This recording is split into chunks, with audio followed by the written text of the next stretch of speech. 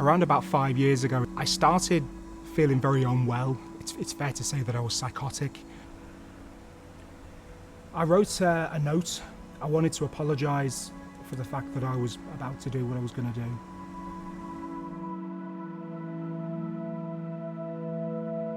I felt like I was in a kind of black hole that I couldn't find any way of getting out of. I felt like the world wasn't real, and I felt like I was getting signs to kind of confirm the fact that the world wasn't real. You know, street signs and things on the television were telling me that the world isn't real.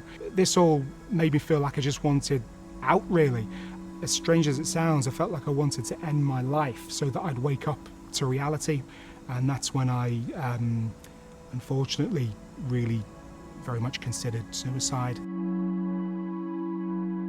Suicide is a difficult topic to talk about, but nonetheless a really important one. There's a misconception that talking about it might make that person act upon that, when actually there's evidence to the contrary, that actually talking about it can be really important. And that might be talking to a friend, that might be getting professional help, just being able to talk about where someone's at.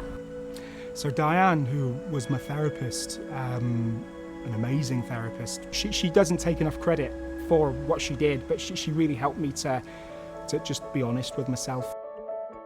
What was important for Ben was to begin to think about being authentic and to think about where his difficulties might have stemmed from. Ben was at a point where I think he did need professional help. However, there was lots in the conversations that we had that might be conversations that you might be having ordinarily. It did take a good while to really get to grips with why I was feeling that way. You know, for quite a long time, I still felt like I'd wanted to end my life. But over the course of the years afterwards, I kind of learned that actually, you know, there was reasons to live.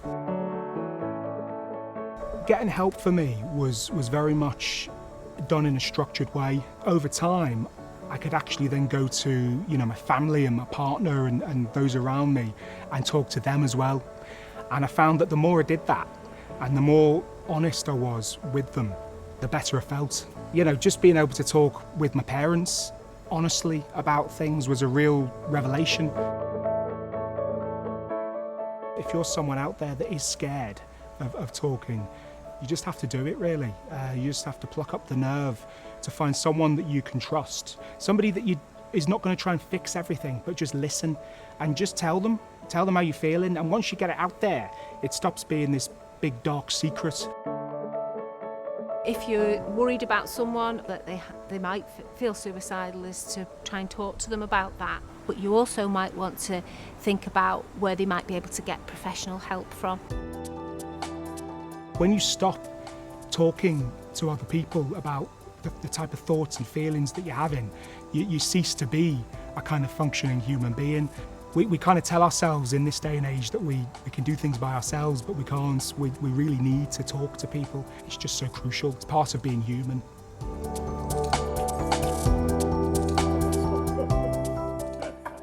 There's lots of things about Ben that are the same. He's still very friendly, really engaging. But I guess what's different is that he feels like he's just been able to go in the direction that he wants to take his life, really. 4 years ago, I was in an absolute black hole. I couldn't see any way out. I wanted out. But now, 4 years on, I'm feeling like there's a future. I can actually see, you know, the next day ahead of me and the years ahead of me. And I feel like I've got a real purpose in my life.